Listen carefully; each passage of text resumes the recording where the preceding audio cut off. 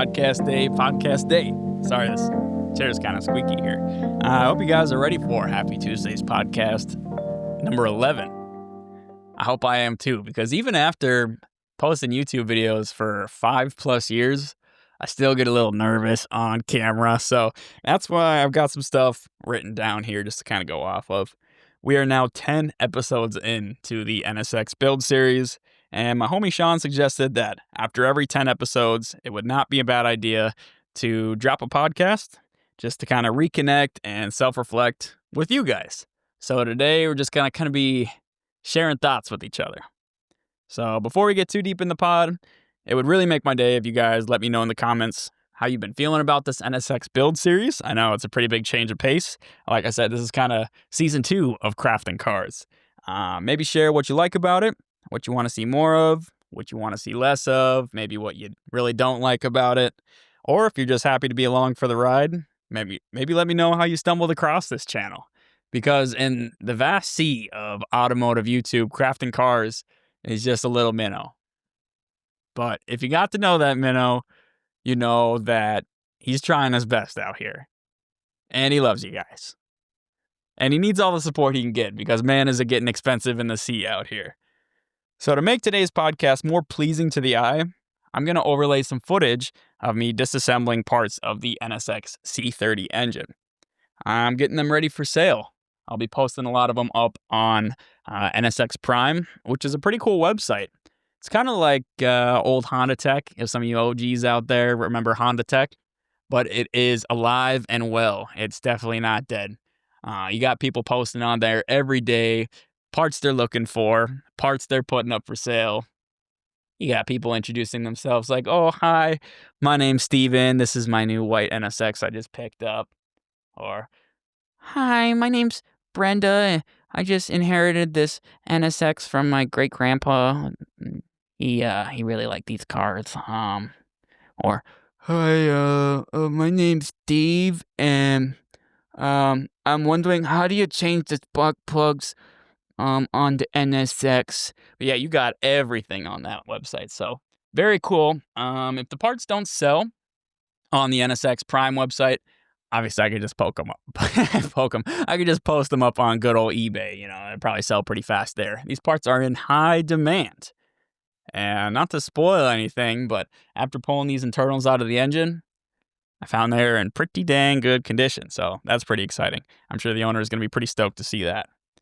So I'm going to go ahead and call this a build and talk podcast. Of course, you don't have to watch, but if you're anything like me, you might find this engine disassembly pleasing to watch. I know I like watching these videos. I know every once in a while you stumble across like an engine build ASMR video on YouTube. That's some pretty good stuff out there.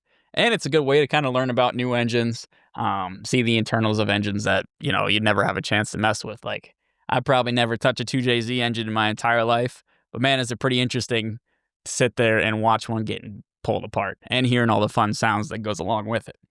So if you guys watch Automotive Anatomy, you'll see he does these videos called Wash and Talk, which is basically where he'll pull his car out on the street and he'll give it a nice, good car wash, pretty in-depth. And while he's doing that, he'll sit there and he'll kind of talk and reconnect with the audience. So that's kind of what inspired this episode. If you haven't checked out Automotive Anatomy, I highly recommend you do. He's a very down-to-earth guy that features some very cool, realistic Honda builds on his channel. Not that, like, baloney Instagram car build, I'm not going to say the S word, stuff out there. And it's just, I don't know. It's you see so many of these builds that they're not practical. You know, he focuses on the real builds, and you know it's good because the owner's got to drive their builds to him, or he'll go with them, and he'll do ride-alongs with the owner, or even drive the owner's car, and it's good stuff. He's a really cool guy, and yeah, maybe after this video you can head on over there, tell him Crafting Cars sent you. I don't know if he's subscribed to us. I don't know if he knows we exist. But man, would it be cool to get my Civic featured on his channel. I don't think he's ever featured a rear-wheel drive Civic. We would be the first ones. I don't know where he lives either. Hopefully it's not too far. Anyway, yeah, he owns a very nice Accord too. It's a nice gray color, just like our Civic is. My Civic is actually currently being stored at my parents' house along with my Dodge Stealth. The Civic, if you guys didn't know, it doesn't have anything inside of it right now. It's kind of just a shell. And the Dodge Stealth is in need of a head gasket because the rear head is seeping a little bit of coolant. It's not a bad leak, but needs to be serviced. Now, I've been kind of going back and forth in my head whether I want to swap that Stealth. It would be really cool to go like 4G63 T, get a turbocharged 4-cylinder engine in there. It would be a lot easier to service than the 6G72. And I don't know, it would be cool to have another car with a turbo since I'm getting the turbo out of my Civic. So I did pick up a J35 A8 Acura engine for the Civic, and in my opinion, that's one of Acura's best engines. Besides, of course, the C series, like that's in the NSX, and that I got in my Legend. Those are really smooth. They're really, really cool, unique engines, but they kind of suck to work on. So what's kind of cool about swapping that J series into my Civic is it's going to make the same amount of torque, if not more torque, than my turbo B16 build. And without a turbo required, that's naturally aspirated. And the torque will come in way lower. So the car is probably going to feel way faster, even though net horsepower is probably going to be a little bit less. That's okay. If I want more horsepower in the future, I can always add a small turbo to that J series. I'm sure that stock block could probably hold like 450, 500 horsepower without being opened up. So the potential is out there, but that is way down the line. Today, we're focusing on the NSX. That is what today's podcast is about, of course. So one cool thing that has happened since starting this build is we've had some actual NSX owners join in on the channel and leave comments and everything, which is crazy because it's such a niche group of people. I only knew one person that owned an NSX before this. This makes the second NSX owner I know in my area. I mean, you never see them. Every once in a while, at like a Minnesota Honda Club event, an NSX would pull up and it would just shut the thing down, man. These things are crazy to look at. And then at my local JWP Automotive, well, I say local, there's only one JWP Automotive, but he services NSX, and sometimes he'll have like 3 or 4 of them posted up on the lift. And I've even seen some that have like I don't know if it's a factory option supercharger. Maybe some of you guys can answer that for me. I think Comtech might have partnered with Honda and released a factory supercharged C-Series engine in some of those cars. And that would be perfect, man. That would make the NSX just the perfect car because by today's standard, the 250 to 280 horsepower that these are putting out, it's a little low. So that would be really nice. Oh my God. And the NSX engine with forced induction is crazy. I know there's like, I think there's an old Gears and Gasoline clip where I think they did an NA, a supercharged, and a turbocharged NSX. And of course, Gears and Gasoline has really nice sound clips, and they put microphones on these cars. And one of the owners, I think his was turbocharged.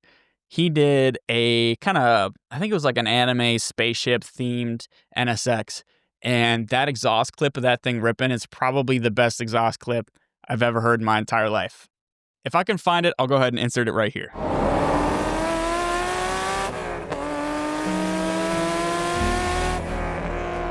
So yeah, the new NSX owners, it's awesome to have you guys joining us on the channel here. Puts a little bit of pressure on me because obviously like I'm new to this platform. So hopefully they don't expect me to be an expert on this thing. You know, I'm still learning just like a lot of you guys. But of course the OG Civic subscribers that have been subscribed for, a couple years on this channel, you guys are still my favorite. So I know a lot of you old subscribers are used to kind of the DIY Civic content I usually post. And these NSX videos, I never really planned on them being like tutorial videos or anything like that. It was supposed to be more like, kind of like the larger channel build series where it's more just watch me build this car. But I can't seem to break the habit of like sprinkling in little bits of golden nuggets, little DIY nuggets for you guys. So that's cool. I mean, like I said, it's an old habit, but it's all right because like even if you don't get entertainment value out of my NSX episodes here, maybe you'll leave thinking, okay, hey, I learned something new. So I know I have gotten a couple comments like that in the past, and that is a really good feeling when people are like, oh, I'm actually learning a lot from this channel, which is really cool to me. So, like, if anything, I know I'm making some sort of difference. Maybe my YouTube videos have put a couple Hondas back on the road. That's a good thought. That'll help me sleep at night. So I'm not really focused on going viral. I just like to see you guys coming back for more content. I like seeing comments way more than I like seeing likes and views. So here goes some main talking points that I jotted down here, and I think we'll just freeball it from here on out. So, getting paid to work on cars, pros and cons. So I guess we'll start with the pros. Well, in my certain situation, it's pretty cool because I'm going to be working on cars regardless if I'm getting paid to do it or not. This is something I'll probably do to the day I die. I've been into cars my entire life. So to get paid for it it's kind of the dream come true, It's pretty nice. Some other pros is it opens up opportunities like this. Never in my wildest dreams did I think I would be working on an NSX. And who knows what I'll work on in the future. One of the big reasons why I took on this NSX job is if I'm ever to take on another job in the future and people want to know, all right, can this Afton kid actually, can he work on my RSX and not mess it up? Or can he work on my Honda Fit and not mess it up? Yes. Yes, I can, because I can work on an NSX and not mess it up, hopefully. So it's kind of just to build my street credibility. So I'm actually working for an incredibly affordable rate, just because this is a good opportunity for me. It's good advertising for me. And like I said, it's definitely a good item to have on my resume. So that is a big pro for me. Some other pros, let's see. Yeah, like I said, it builds the community. So like I said, we got new guys coming onto the channel that are NSX owners, which is pretty cool. Since it's just such a niche group. What else is so good about this? Oh yeah, it gives me an opportunity, and I wouldn't say most shops have this, but it gives me an opportunity to learn new things. So like for example, right now I'm doing a lot of work with carbon and doing a lot of wet layups and molding and stuff like that. And yeah, I'm really kind of building on my previous skills, and I'm sure in the future I'll learn new skills that I've never worked on before. So that'll be something I'll probably talk about a little later in the podcast. I guess we can move on. Oh, and yeah, sorry, before we move on to the cons, another pro is just the learning that's taking place here. You know, I'm gaining more experience. I'm learning more details about cars that normally I would never get my hands on. I got to learn about the C30 engine. The best way to learn about this stuff is get your hands on it, at least for me. But, I never would have pulled apart an engine like this. And now we're finding out cool stuff like each one of these cylinder heads is like a carbon copy of a B16 cylinder head. Or, seeing what happens if we have like a crazy rusty cylinder, just how much you can hone it. Checking things like, using bore gauges, checking bearing clearances, and inspecting all that good stuff. I don't know. It's just cool. I got to see what happens when a car gets dunked in salt water. I got to learn about what happens to the wiring, what kind of stuff can be salvaged, what kind of stuff gets absolutely destroyed by salt water, things like that. And that kind of stuff is priceless. You can't put a price on that. I guess that's what priceless means, is you can't put a price on it. So anyway, cons.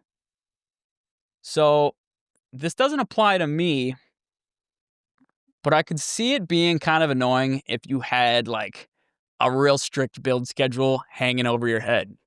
Like say Samantha's got a Suburban, right? And she takes it into your shop and she only has 3 days to get her transmission replaced before she has to go on a cross-country road trip to attend a funeral. Okay, now the pressure's on. Luckily for me, I don't have something like that, but I could see that being extremely stressful, especially as you know how cars work. Things break, bolts snap, you can't find a part the next day, stuff like that. So, I don't know. It's if you have an opportunity like me to be able to kind of work on your own, depending on the kind of stuff you're doing, like if you're doing like custom work, I'm sure that's going to have a lot more flexibility. In my case, I'm extremely lucky because the customer, he basically said, all right, Afton, there is really no time limit. It would be cool to make these shows, but if not, it is what it is. And he let me have full creative freedom on this build, which is sweet. Reason being is because he watched my Civic build and he saw that, all right, this kid can, he can overcome challenges that coming his way. He can, kind of stick to like a nice color scheme, a nice design language, and build something that looks decent and drives decent and is reliable. So I'm very, very lucky to have this opportunity. Like I said, like the first couple NSX videos, I cannot believe this is going on. So I'm incredibly thankful, and I'm counting my blessings here. This is good stuff. So some other cons would be, it takes away from your own build time. So I know a lot of mechanics, like I got my buddy Kyle Larkin over at JWP Automotive. He's working on a lot of cool cars all the time, but he doesn't have very much time to work on his own car. He's got a little Civic hatchback. And, I kind of feel that way sometimes. Like, I think about my Civic sitting in storage right now, like, oh man, I could be building on that thing. Luckily for me right now, though, it's a good time to kind of stay away from the Civic. Distance makes the heart grow fonder or something like that. Distance makes the, let me think about that. What was it? Love, I think it's distance make, love, no, what is that? Lauren? I think it's distance makes the heart grow stronger or something. I don't know exactly how that goes, but you guys know what I mean. I need to be away from that Civic anyway. I know I'll appreciate it more when it comes back, and I need to save money for that thing because the first time I built that Civic, it made me go broke so hard. I need to recover. So even after I build this NSX, who knows? I might take on another job. Let's see. Any more cons? I keep taking these cons and flipping them into positives. I gotta stay negative. What is a con of doing this kind of stuff? It can take up your weekends if you're, if you're working on a strict deadline. A lot of times, something's got to give. So you gotta maybe sacrifice your social life. Maybe you won't have as many friends. Maybe you won't be able to see your family as much. And this is big stuff. This is important. All that stuff it's key to living a happy life. You need socialization. You can't just lock yourself in your garage and expect yourself to be mentally sane. I've been there. It doesn't work. So I think that's all the cons I get. I think that's all the cons I got. Sorry, I'm losing my talking skills here. So, oh yeah, here's another talking point I got here. Channel growth. So yes, we've gained new NSX subscribers and viewers, but I'm sure there's a lot of Civic guys that are not interested in watching like a supercar build. So channel growth has been about the same. I'd say like as a net, I'm getting more views, but per video, I'm not getting anything crazy. So just goes to show you, just because you feature a supercar on your YouTube channel doesn't automatically mean you're going to get super amounts of views. So I know I've seen like EP.11, for example. He's a YouTube channel. I think he's only got like 15 something K subscribers, but he's got like he picked up an S15. He's had like wide body everything, and it's still like his channel hasn't really blown up crazy yet. And he puts a lot of effort and does a really good job editing his videos. So it's just something where you got to be in the right place at the right time when your channel blows up. You just better have your seatbelt on when that rocket takes off. One thing I really got to make sure I don't do is compare myself to a lot of these bigger channels because, as they say, comparison is the thief of joy. It's real easy to go ahead and look at like Devin Amelia's video and see like, oh, he posts an NSX video and it gets 60,000 views. And then I post one and it gets 400 views. It's like, oh, try not to take it personally, you know? Like I said, we're trying our best out here. I try my best, yeah, not to compare myself. And if you're starting a YouTube channel too, same thing. Just the only thing you should be comparing yourself is the only thing you should be comparing yourself to is just your previous self. Because if I think back, like right now, say I post a YouTube video and it gets like 200 views, I'm like, oh, that's a little below average. But if I go back to like where I started, I remember when we hit like 69 subscribers, I was so stoked. When we hit 690 subscribers, I was so stoked. If we got 100 views on a video, I was so excited. So, yeah, do not compare yourself to any other channel or anybody else, especially on social media. You're really only seeing the highlight reel of everybody's builds, and YouTube really only pushes like the top 1% of content out there. So, I don't know if you guys have ever had like a really small channel recommended to you and you checked it out and you're like, hey, this stuff's pretty good. It only happens like once in a blue moon. And then even then, I always forget to like or subscribe or something, you know.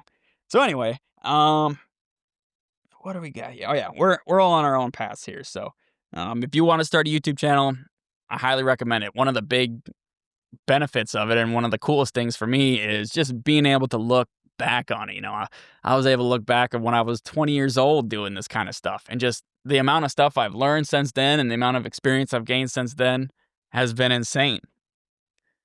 So here's another talking point here. If I wanted an automotive related career, what would I do? So here's an idea I've had Jesus. Here's an idea I've had floating around in my mind. Wouldn't it be cool to have like a crafting cars shop that allowed people to come in and work on their own cars? Because especially these days, I know a lot of dudes my age and even older find it hard to even afford a house. So a lot of us are just stuck renting. I'm very lucky that I got this little townhome. I purchased it in 2020, and like I said, I count my blessings every day that I'm in here. And me and Lauren got a pretty good life here. But there's a high chance, like maybe if I spent 4 years going to college instead of 2 years going to college, I wouldn't have been able to buy the house right in that sweet spot, and I'd be renting right now, and I'd have nowhere to work on cars. So imagine if I opened up like a crafted car shop that allowed people that didn't have a nice garage space to come in, maybe use like a lift or something, rent out some tools, and just build like a small garage community with like-minded guys. Maybe we could even educate people on their cars, watch them build stuff, and just kind of basically just get a bunch of people together, maybe do like a subscription thing. And yeah, I think it would just be kind of cool. So just kind of like a shop where everyone can kind of see what's going down. You know, everyone can kind of help each other out because the builds go way faster when you have like a little support group like that. And you don't really see that these days. A lot of times, people just drop their car up at a shop. I know, especially in like my local car community, you see it all the time. People aren't really even touching their builds. They drop it off at a local shop. Like they'll drop it off at JWP Automotive. They'll get the car back and then they'll take it to a car show, and they'll be on their way back from the car show. Maybe something breaks and they don't know how to fix it. So then it's back to the shop. And it would be really cool to avoid that kind of stuff in the future, Anyway, you want to understand your project car. A lot of my buddies make fun of me, because like we'll be driving in the car and like a vibration will pop up or like it'll make a certain noise. And within like 5 minutes, I pretty much have it down to like 2 or 3 things that it possibly could be. So like, how the heck are you so connected to this thing? Well, I eat, sleep, and breathe this shit. All right. So, oh yeah, art would be cool too. So I like drawing cars. I think I've done a couple drawings on this channel. I've drawn my buddy Duavu's Civic Type R. My buddy, what's his name? Oh yeah, Koom Yang. Or Koom, I forgot his last name. Vang, I think. I drew his JDM front Integra, and I gave it like a spoon livery because he planned on doing his car with a spoon style wrap or paint job in the future. And then currently I'm drawing my buddy Jack Lee's Honda Accord that he actually sold. He had a really nice show spec with a really, a nice powerful J series in there. Red 6-speed V6 Accord. And yeah, I think he sold it. It's a darn shame, but that thing's cool. And I'm in the middle of drawing that thing. One of my big role models, someone who's got an automotive related career, would be Charlie Moore. So he does a lot of powder coating services. He's powder coated a lot of stuff for me, but he's also done like engine builds on the side. And currently that is his main job, which is sweet. Seems like the dream, right? But that dude is so busy. And like he's making posts, like sometimes it seems like he works himself. It's like he's working himself to death sometimes. So that's kind of sad to see. I'd like to see a balance, but some people say like, oh yeah, I left my 9 to 5 job to work for myself and now I work 24/7, you know? So I don't know. It's still up in the air. I think about this a lot, at least every day. But Charlie also, he gets to go to the track every once in a while, and those are kind of like his little vacations. And yeah, he does have a lot of fun, you know, work hard, play hard. So another talking point, automotive skills I want to get better at or learn. So working with carbon fiber, I want to get a little better at that. Not only doing wet layups, but I want to start vacuum bagging. I picked up, I think I got like 6 or 7 vacuum bags, and I want to try, yeah, just starting out with like doing a wet lay and then vacuum bagging it to conform the carbon to whatever part I'm making. I don't know if I'm ready to do like vacuum infusion yet, but maybe one day that would be really cool. AC systems, I want to be able to legally discharge, vacuum out, and charge up AC systems, especially since a lot of my cars are older and, you know, it's really common to develop, you know, AC leaks, especially when they've switched from R12 to R134A. And I think currently my CRV, my Legend, and my Stealth all could use some AC service right now. And I don't want to have to take the car into the shop. Although it's not too expensive, I don't want to have to take the car into the shop every time I need my Freon sucked out or filled up. Let's see here. Oh yeah, other things I want to learn. Upholstery. I think that's like the last thing. I've vinyl wrapped cars, I've painted cars, you know, I've done plenty of body work at this point, but I haven't done really any like actual upholstery work. We've done carbon skinning, but I've never like leather wrapped anything or vinyl wrapped anything like automotive vinyl, you know.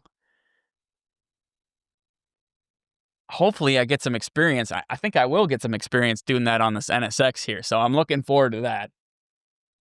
Tinting. I've never tinted a car either. That would be a cool skill to learn. But upholstery and tinting, they take a while, you know. It's kind of like their own art form. So it would take a bit for me to learn, but definitely would be a nice skill to have in my arsenal. Sorry. So honestly, that's about it. I don't really have that much more to learn. Oh yeah, TIG welding.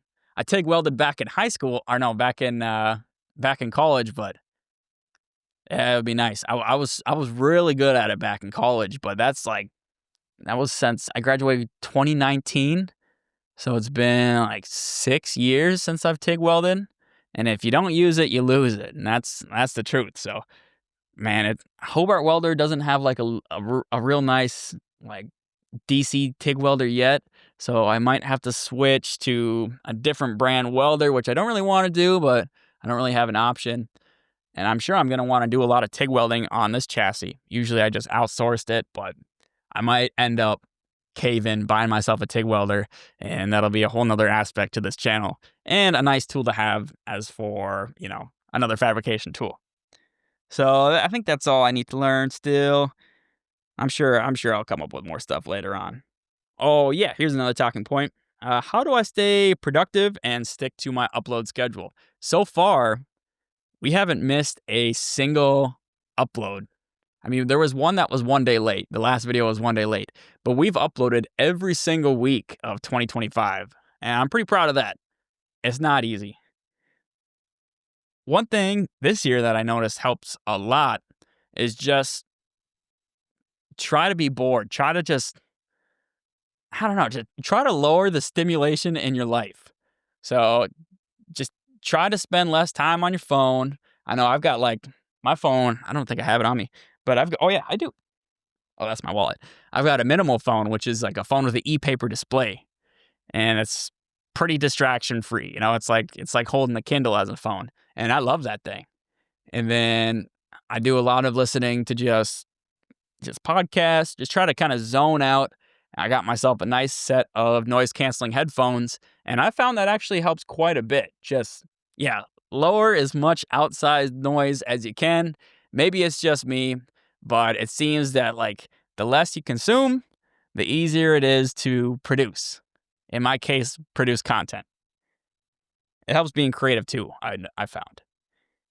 And yeah, just I know I try to squeeze in like editing every chance I can get. So sometimes I bring my laptop into work, and on my lunch break, I'll just spend 25 minutes doing a little bit of video editing, just kind of breaking it up.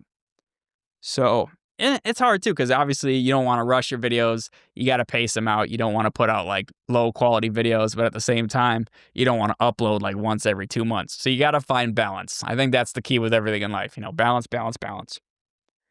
Will I ever quit YouTube? No, I don't think so. Not until at least I get that 100K subscriber plaque. I want kind of something to show for it. I know I've got a huge, backlog of videos to look at, but I think getting that plaque would be really cool. Or making 1,000 videos. Like Lil B, the rap god, he says you're not a real rapper till you've made 1,000 songs. I think it's the same thing with YouTube videos. Don't even call me a YouTuber until I made 1,000 videos. I think I'm only at like 360, 370 or something right now. So, oh yeah, here's another talking point. Planning your build. So everybody knows what I mean by kind of your build, like the one. Like for me, I would say my build is my Civic. Everyone's got that one like passion project, the one that sits in your garage for 10 plus years, or the one that was handed down from a family member, or the one you found in a barn somewhere. How do you plan it out? What would I do if I could go back 5 years and kind of restart on the Civic? I'd say just pick, or kind of just decide right at the beginning, what do you want out of the car? And make sure it's what you want, not what anybody else wants. It's so easy to get lost in the sauce out there, especially with the influence of social media these days. There's so many cars that look so tight on social media, but if you rode in them, they would ride like shit. Or, they look so good, but if you were to get up close to them, they would look like shit. You know what I'm saying? Oh, my throat's getting a little dry here. So there's a couple things you can focus on. Say you just really like driving. Just focus your time on suspension, making sure your wheels don't rub. Do your research on getting a quality tire, and try to get as much seat time as possible. It's so easy to overbuild your car and just spend like years kind of adding so many different mods to your car just to get out on the street and find out, hey man, I don't like the way this thing drives. But you don't know why you don't like the thing drives, because you've changed so much stuff on the car. I mean, I've done that myself. So that's the thing about Minnesota, is we got these long winters where you spend so much time modifying a whole bunch of different things on your car that you don't really know what worked for you, what didn't work for you. So that's one thing that's pretty important, is just know your route. If you want to build a show car and you want your fitment to be crazy nice, just expect you can't be driving on rough roads. You're going to have a hard time getting in and out of driveways. There is kind of trade-offs to every style build. Or say you want like a real lightweight race car, Well, get ready, because now that you've stripped all the sound deadening out of your car, it's going to be loud as hell on the highway. If you got rid of the AC or power steering, it's going to suck to park. On the summer days, it's going to be miserable. You can't really wear anything other than a wife beater and some shorts as you're driving down the road, and you don't really want to be that guy, so you got to be careful with that. I guess the main takeaway there would just build the car for you. Take whatever previous experience you got, whatever cars you've ridden in the past, kind of take your favorite qualities from those and just stick it into one car. Don't worry about your fitment being, good enough for social media. Make sure it's good enough where you can, drive to your friend's house without an issue. Because there is so much anxiety of having like your tire collide with the body of your car and just messing up your fenders. or, having like crazy loud exhaust and risking having the cops called on you anytime you drive through a neighborhood. So that's all I got to say about that, as my grandma would say. So, oh yeah, cool road trip I just went on. Me and Lauren hopped in the CRV and drove down to Chicago to pick up a windshield for my 1994 Acura Legend. One thing about owning cars like the Legend and the Stealth, or if you wanted to own something like the NSX, you got to be ready because finding parts for these things is getting harder and harder, especially if you want OEM parts. That stuff's getting pretty much impossible. And you'll have those guys out there, like there's this dude Lou in the Legend forums. Oh my goodness. Like hoard parts and scalp them and then just upsell them at, I'd say like a 6,000% upcharge. You got to watch out for guys like that, but it is very hard to source parts for these cars. Like, you can't get window moldings for the Legend anymore. You can't buy a new windshield for them. I was lucky enough to find a PPG windshield, which is aftermarket glass, but PPG provides OEM glass, or basically provides glass to OEM suppliers. So it's quality stuff. We drove down to Chicago to pick it up because it was the closest location where they had glass for the Legend. That's how hard it was. The next closest place was Texas. So I figured, let's make a trip out of it. And we stopped by the Bean. We ate at a couple restaurants down there. We stayed a night in a hotel, and it was awesome. I went to Chicago once for just like a little field trip to an automated packaging systems expo back in college, and didn't really get to explore the city too much. But this time, me and Lauren walked around and got to see what that Chicago life was all about. And it's pretty cool. A lot of traffic, but other than that, I mean, it wasn't too bad. I'd say, like, it's definitely nicer than Minneapolis. That's for darn sure. What else do I got here? Oh, yeah. Me and Lauren watched The Lord of the Rings the other day. It's been a long time since I watched those movies. I used to just, like, catch little clips of it on TV. But this is the first time I sat down and watched, like, an entire extended version of the first Lord of the Rings movie, which I think is The Fellowship of the Rings. And oh my God, is that good. I forgot when that one came out, but it still holds up. If you haven't seen the Lord of the Rings movies, I'd recommend you go check them out. Watch the extended versions. Just set aside 4 hours of your day for it. So how is Lauren, my fiance? She's doing real good. She's in school right now. She's pretty busy. She's still hanging in there. Like I said, she's doing school, she's working, but I could not ask for a better fiance. And because of that, we are getting married in September, so that's coming up. A lot of wedding planning going on, but we got pretty much all of it locked down, so life's been pretty good there. Oh, one of the number one questions I've been getting, especially of like people around me, is when will the NSX be finished? Well, I don't know. I'm thinking it's probably going to be around a 300-hour job. You don't really know what could come up, but currently on this build, if you haven't noticed, I'm being pretty tedious. I'm making sure that I get all the little details nailed as I go. I think a lot of people build cars where like they get the majority of the work, like the 90% of the work done, and then leave that 10%, which is like all the tedious little stuff, towards the end, and then they realize just how long that 10% takes. I think a lot of times there's like a popular saying that's like the last 10% of the build takes 90% of the time, and that's 100% right. For example, like wiring, people think, oh, that's something I could leave for last. But like when I kneeled down and just like sat on the floor and wired up just the rear taillight harness, that was a solid 8 hours straight of wiring. And I got to do that in like 6 other places on the car and then connect it all with the main harness. So get that tedious stuff out of the way as you progress with your build. That's some advice I got for you.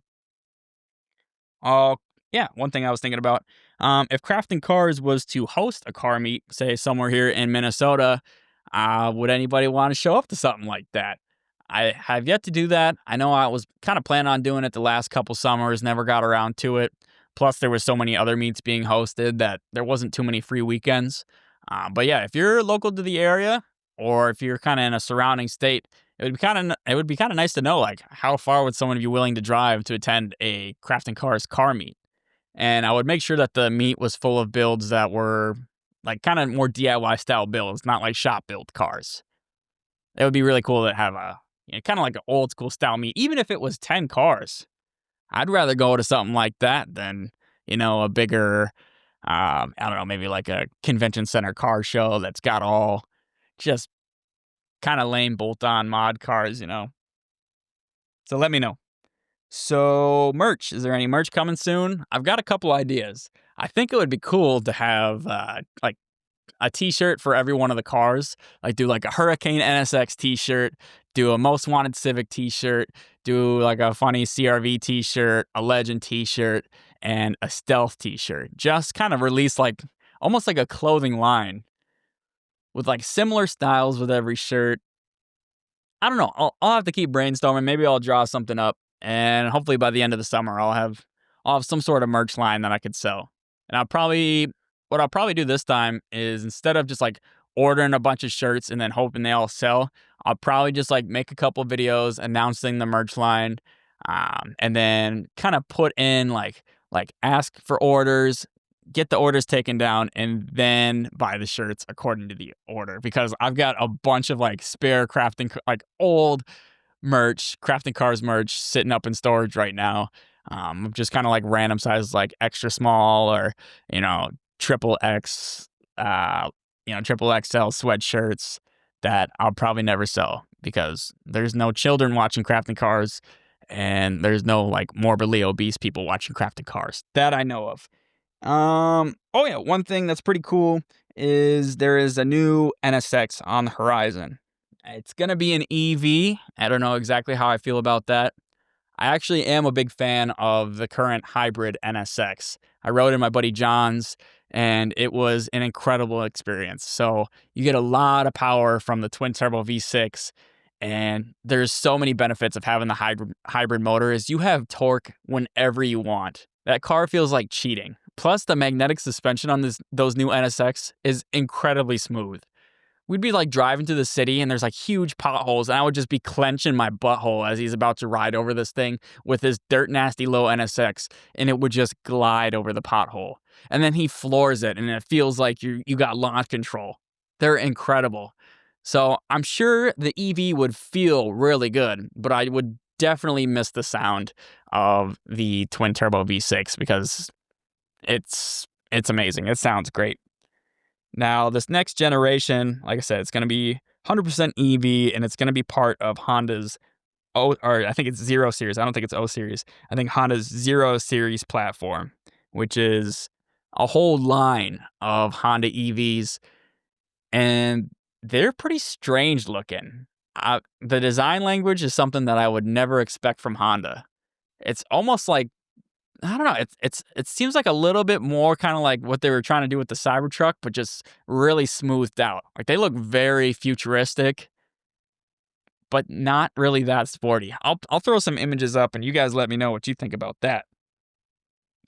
So one kind of hot topic that's going around right now, and a couple people have commented on it, is if you guys were to own an NSX, or if you do own an NSX, what would be like the ideal swap for you? So I think personally, our customer, he's on a good route here. I mean, I think there is lots of benefits of having a K series swapped. Oh, there's something outside. It sounds like there's a Honda outside. I think there's a lot of benefits of having a K series swapped NSX. The big one is there's plenty of parts available, and there's going to be so much room inside that engine bay, which is perfect for a race car build like this.